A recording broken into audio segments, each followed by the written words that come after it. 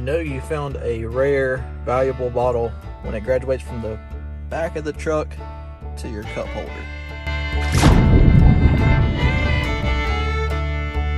Hey everyone, and welcome back to Adventure Archaeology. If you're new to the channel, my name is Brandon, and on this channel we do all kinds of cool stuff that involves history.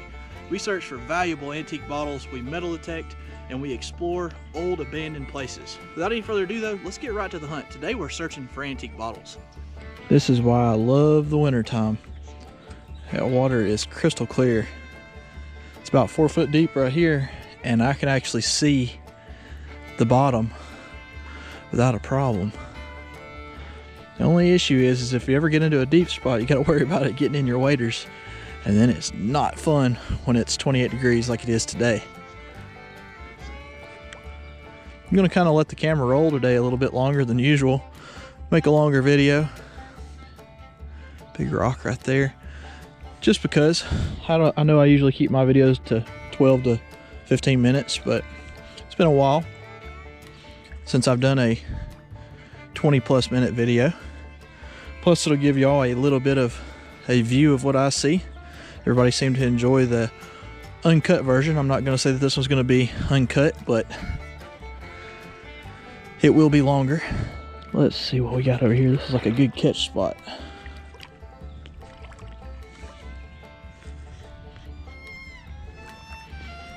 Nothing there though. I see something down there.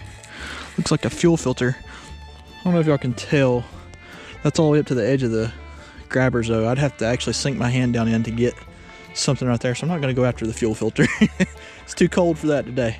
I may have walked on the wrong side from where I needed to. Right now I'm all the way up to my belly. So I'm going to turn around and walk back and see if I can find a shallower route. That's one thing that you don't see in the videos is that a lot of times in these creeks you got to find a spot to walk that is not over your waders. So there's a lot of walking forwards and then turn around and walking back. It's just kind of part of it though. Looks like it's going to be shallower on the far side over here. Lots of big logs buried here that catch the sand and it creates deep pockets. I can imagine that on the upstream side of these logs, that without a doubt, there's probably bottles buried there. But due to the ecological situation of a lot of creeks, you don't really want to dig in the bottom of it because you will mess up the wildlife. That's why you never see me digging in creeks. All right, I see a bottle right here. I'm gonna put the camera under and let y'all take a look at it before I uncover it. I know the mic goes crazy, but I want y'all to see what it looks like.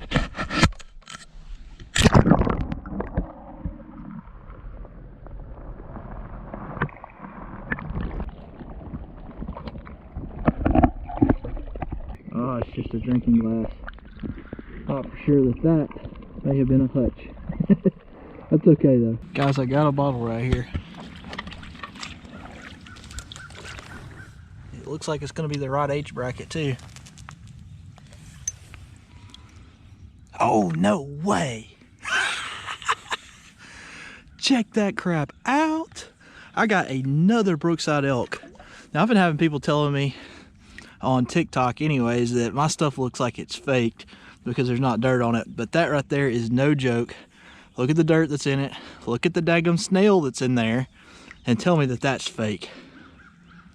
That is ridiculous, guys. That is amazing. That made my entire trip today worth it. And we weren't here but just a few minutes. Holy cow. Excited. Y'all remember last year, I found one of these back in February. It was the first one I ever found. And this is an easy $250 bottle. It is more rare than the Hutchinson. And surprisingly, there again, there's no damage. That is just fortunate as you get.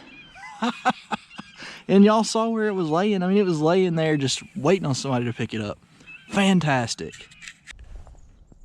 I dropped my grabbers in the deep water. I gotta get them up here where I can get to them.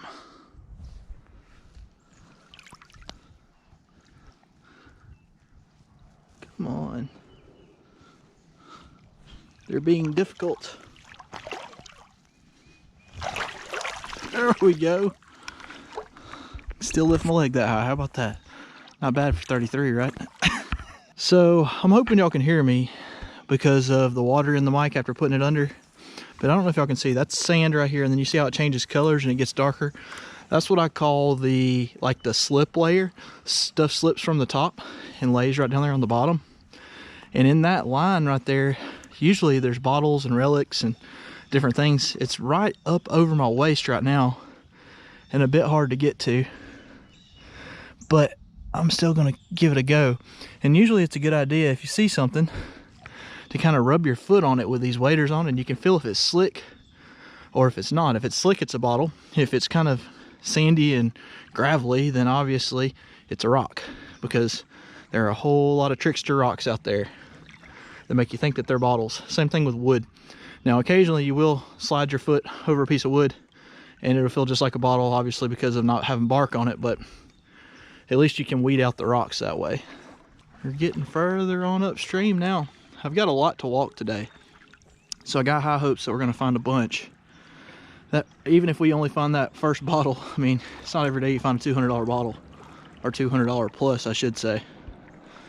Being as that is my second one, I will probably run that one on eBay to help fund a new camera. All right, there's another bottle down there. I'm gonna stick the camera down, let y'all take a look.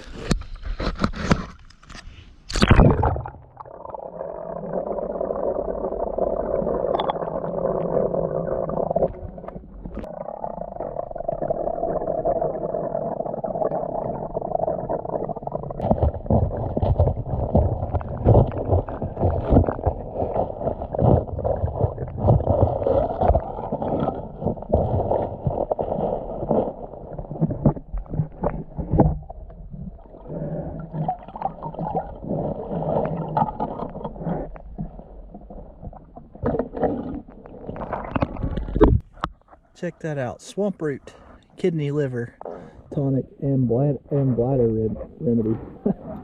Nice little kilners, guys. Y'all probably seen us dig these on the channel before. It's been a while though. Hopefully the water's out of the camera and y'all can hear me now. I will take that any day of the week. So that's 2. Let's see what else we can find. If the water wasn't crystal clear, I would not have found that swamp root. It was a good 4 foot deep right there, 3.5 foot. And that's one of the reasons nobody found it during the summer, because the water wasn't clear enough. So on days like today, when it's just super, super clear, that's when you want to take your time in the deep sections and really use your eyes. I mean, strain them. Thankfully, I've got good eyes and it helps. Plus, I've kind of trained myself to really look for these bottles and the shapes, and it helps stuff stick out to me that some people would walk right over. But man, we're off to a great start, guys. Y'all know what it is? I do. It's an old flashlight. Old flashlight. Get your mind out of the gutter. All right, I see something right down here. Can't tell yet. Oh, it's one of those tricky sticks I was telling y'all about. Looked just like a bottle for a second. See a broken bottle right here. There again, we're still looking for drinking glass candidates. Let's see what it was. It was a Pioneer, but it's got a really bad flash crack right there and right there. So sadly, that won't be able to be reused. It's okay though, that's still a time period bottle. The embossing's kind of weak on it, but it gives me hope. It's funny, you can always tell if you find a bottle pretty fast, usually, you're gonna find a bunch more behind it. I don't know why, it's just one of those things where you know that the bottom of the creek has been moved with the rain, and if it exposes 1 or 2 things, then it's gonna expose a whole bunch. Now the funny part is we haven't had just a ton of rain. We've had enough apparently, but it's not been like flooding season, so we still got another month or so before everything floods. So everything I'm saving now, if I hadn't got out here and got it, would have been turned over and possibly lost forever, because once the rain kicks the bottom up, it reburies stuff just as much as it exposes it. That's why you want to frequent your creeks as often as you possibly can. The sun has went behind the clouds and it is not helping the situation. It's frustrating that it was so clear just an hour ago and now it's getting more difficult to see through, but I'm not giving up. Too many good bottles this morning for me to give up. There's going to be some good stuff down here yet. I just got a feeling. While we're walking and looking, drinking glasses have been a huge hit. I'm talking about huge. I can't keep inventory. There's only so many brokes that I can find, and I'm definitely not going to cut up good bottles. And you'd be amazed, I've had people accusing me of cutting up good bottles. Which you can talk to Nick at Antique Bottle Glasses, and he'll tell you that that is not the case. But I have had some people say that I'm asking outrageous prices on them too. What everybody has to keep in mind is the fact that it costs $15 per bottle to be cut, on top of the shipping there and the shipping back. So by the time each bottle arrives back to me, I already have $20 invested in it. So for me to make any kind of profit, to make it worth my while at all, I have to make at least $5 plus the shipping. So I hope everyone understands that's just kind of part of it. And thankfully I haven't had too many people complain. Everybody that's bought them has said that they've enjoyed them, and I've got great feedback on eBay on account of that. I've also had a ton of people ask, how are you cutting them? Well, I'm not cutting them, I'm sending them to somebody. And then everybody wants to know the secret, and if you tell the secret as to how he polishes the lips, then he will lose his business, because then everybody else will start doing it on their own. So it is going to be a secret. Has he told me? Yes, he has. Am I going to attempt to do it myself? Not at all. That's part of having a good working relationship with somebody. Nick has been really good to me, and in return, I send him a lot of business. I wish people would understand that, but in this day and age, common sense seems to be something that most people are lacking. We're getting down here to where I found a hutch just a few months ago, and I'm hopeful that we're going to find another one. I know I've said that 2 or 3 times, but I really do feel like there's more in here than what I found today. Sadly, this brown algae looking stuff has kind of engulfed this particular part of the creek. The reason for that is the leaves are off of the trees. The water hasn't been just rushing, and at the same time, the sun is able to just beat right down onto it and cause this algae to grow. I see something right there that looks interesting. Oh man, now it's gonna be clouded out. I think I'm gonna have to look for it on the way back. Maybe? No, there it is. Yeah, what is that? See, that looked completely out of the ordinary in the water. Looks like that was an ice pick handle or a file handle. A nice old one. There again, everything is about the shape when you're water hunting, and that does not look natural. But anyways, we'll get back with you when I find something here in just a few minutes. Here's a bottle right here. Y'all see it? I can tell it's going to be a try me. Let's see. Well, drop that thing. Good thing there's water down there. That one's a little bit more defined than most try me's. That is the patent April 24 from Birmingham. Nice big one too. Well embossed. Oh man, turning out to be a great day so far. I feel like most everybody has been watching the channel for a pretty good while, and y'all may or may not know about me. First off, I'm 33 years old. Been married for 14 years to my beautiful wife, and yes, we got married young. I went to college to be a machinist. Did a machine tool technology technical program. Did a two-year program in a year. Got out and went to work as a CNC machinist, where I worked up until 2017, and that's where I made my appearance on YouTube. And the reason for that is when I was a machinist, I was working 50, 60, 70 hours a week, tons and tons of overtime, and just an abundance of all kinds of stuff. And it wasn't just from one job. I would work 7:30 to 4 and then go work a second job, which was not fun, so I didn't have time to do it. I had wanted to do YouTube for a long time. I had saw Aqua Chigger and numerous others posting videos, and I thought to myself, well man, that's the same stuff that I like to do on the weekends.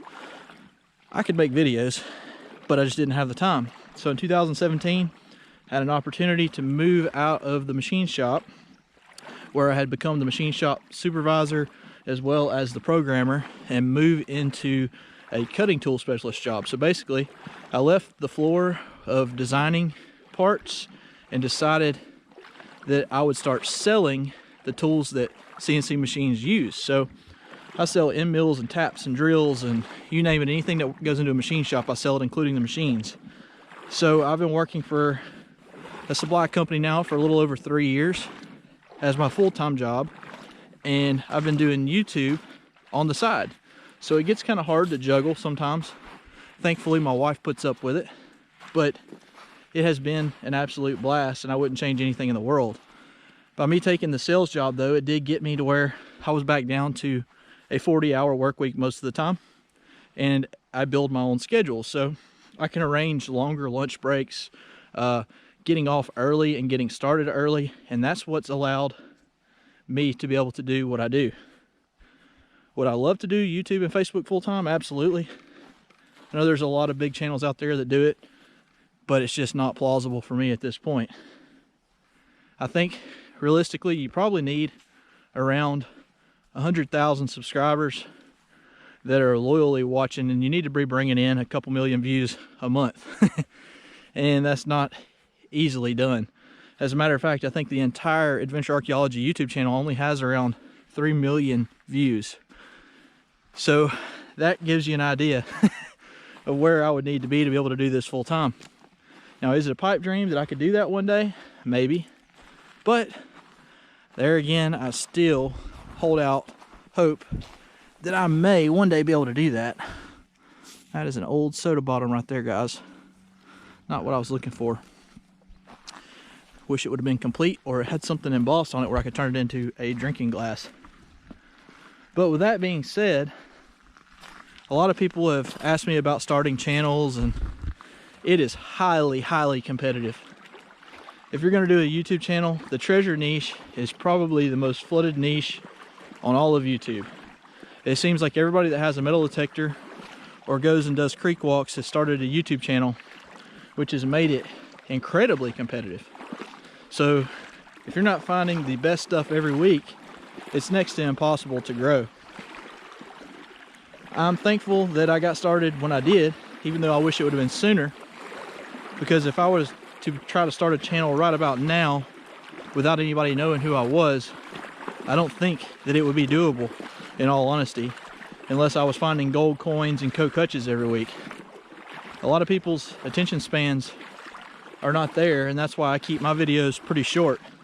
The average view duration of my videos is about 7 to 8 minutes, and that's pretty good. And it's usually generally the older audience, people over the age of 60, that stay the longest. The younger audience, their attention span is just not there, and they kind of dip out pretty quickly, which I understand that I may not be the most exciting person in the world to listen to, but I know a lot of you like tagging along, and a lot of you may even be disabled or older where you can't get out and do this, and I enjoy being able to show y'all something that you may not have ever been able to see otherwise. That's not rain, that is snow. Snow or sleet. You can watch it bounce off my jacket. Maybe. That's crazy. I can honestly say this is the first time that I've ever been in a creek when it was snowing / sleeting. And that kind of gives you an idea of the temperature. This is not for the faint of heart. I can honestly say this is the first. I actually stood on this and slipped. And I've got a nice drinking glass. If it weren't for kind of feeling along with my feet right here in this rushing water, I would not have found that. And that's going to be a really nice glass. Excited to have that. This one right here looks like it's hid pretty good. Oh, it's just a big old beer. Still the right age bracket, but I was hoping for a soda. That's okay though. Here's another bottle. I'll put y'all under for this one too.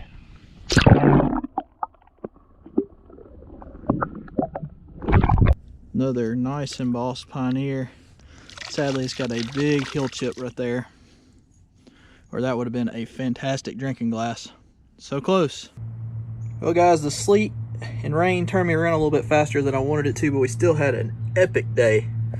That $200 bottle right there definitely made the day. Love the Art Deco. Got a nice drinking glass and a nice Swamp Root bottle. I'll take that for sure. If y'all are new to the channel, again, be sure that you're subscribed or following, and we'll catch you guys in the next adventure.